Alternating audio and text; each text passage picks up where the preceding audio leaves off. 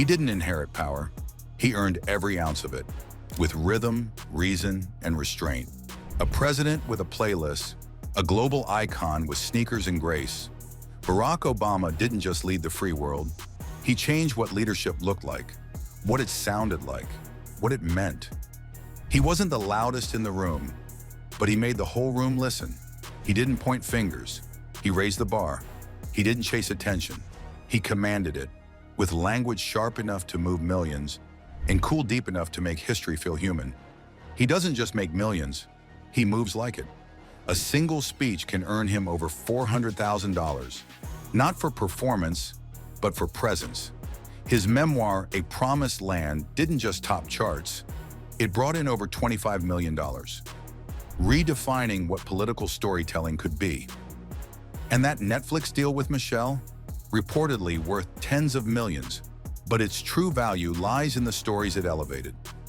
His estate on Martha's Vineyard isn't just oceanfront, it's a fortress of legacy. Private, powerful, built for reflection. Obama doesn't show off wealth. He shows what it can build. But long before all that came the journey. He was born in Honolulu, raised in Indonesia, sharpened in Chicago. Barack Hussein Obama didn't come from dynasty. He came from diversity.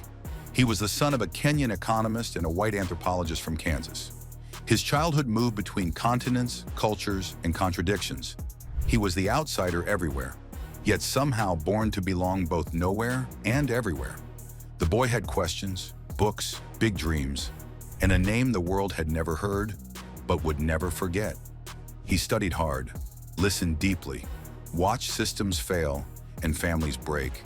He found his voice at Columbia and made history at Harvard Law as the first black president of the Law Review. Not driven by anger, but guided by clarity. When he entered politics, he didn't knock, he electrified. He wasn't selling policies, he was preaching possibility. In 2004, at the Democratic National Convention, he gave America goosebumps. One speech, and a nation saw its future. By 2008, they weren't just chanting his name, they were voting history into motion. No red states or blue states, just the United States. That wasn't a slogan, it was a signal that this man didn't speak for one side, he reframed the game. Obama didn't just run the White House, he rebranded it. Tailored suits, no drama. Classic playlists, Jay-Z in the car, Coltrane at dinner, Jordan 11s on the court, presidential seals, Spotify playlists, NCAA brackets on national TV. He didn't follow culture, he shaped it. The first to drop mic and bracket with equal grace. Cool wasn't an act, it was armor. Under pressure, under fire, under history. While the markets crashed, enemies hid in the shadows, and a nation searched for hope. Obama showed up, calm, collected, strategic. He signed the Affordable Care Act with a pen in one hand and the weight of millions on his back. He faced racism with elegance, hate with humor, and opposition with open hands and stone resolve. Behind the podium stood a partner. Barack and Michelle weren't just a first couple, they were a cultural force. Two Ivy League minds, one black love story. They danced, laughed, challenged each other, and showed the world that power could be soft, stylish, and grounded in love. He read to his daughters, took them to school, made dad jokes with nuclear codes in his pocket. He didn't hide the stress. He wore it, but never let it wear him out. Let's be real. Obama isn't just a former president. He's a brand, and a billion-dollar one. Netflix deals, best-selling books, speaking fees that turn stadiums into sermons, becoming a promised land. Not just memoirs, but movements. Literature that reads like scripture for a generation raised on hope. The Obama Foundation? Rebuilding leadership from the ground up. Global mentorship programs. Grassroots empowerment. And in Chicago, the Obama Presidential Center. Not a museum to look back, but a launch pad to look forward. He doesn't wait to be remembered. He architects remembrance in real time. Obama wasn't just a president, he became cultural code. A man whose signature needed FBI-level protection, whose fashion sparked headlines, whose playlists hit harder than campaign ads. His current home?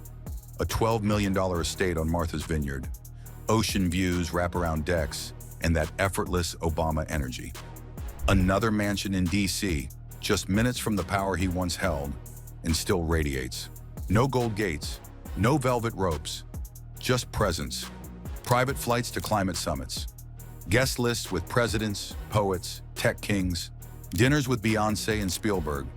He doesn't post the jet because he's the one who built the runway. And while others flash wealth, Obama moves with meaning. Every summer, every end-of-year drop, Obama's Spotify lists go viral, not because they're trendy, but because they're real. From Coltrane to Kendrick, from Stevie to SZA. He doesn't chase relevance, he curates resonance. He once said, "I only wear gray or blue suits. I have too many other decisions to make." That wasn't about minimalism, that was strategy. While others perform politics, he performed precision. Even his tan suit caused a media meltdown, not because it mattered, but because he did. In 2018, his official presidential portrait broke the mold, literally. Painted by Kehinde Wiley, it ditched the marble columns and replaced them with nature. Jasmine for Hawaii, African lilies for Kenya, chrysanthemums for Chicago. Barack Obama didn't just sit for a portrait, he sat in legacy, surrounded by his roots, his reach, his reasons. Then came Higher Ground, a production company he co-founded with Michelle. Their first film, American Factory, it won an Oscar. Their Netflix deal, worth tens of millions, but the impact? Priceless. Because they're not telling stories to entertain. They're telling stories to educate, to elevate, to echo. He could have faded into comfort. Instead, he moved into global motion. He's vacationed with Richard Branson, talked basketball with Steph Curry, attended elite summits, but still speaks like the professor from Chicago who taught community organizing with a chalkboard and a calm tone.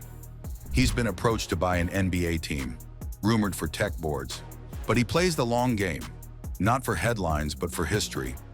In Africa, they call him brother.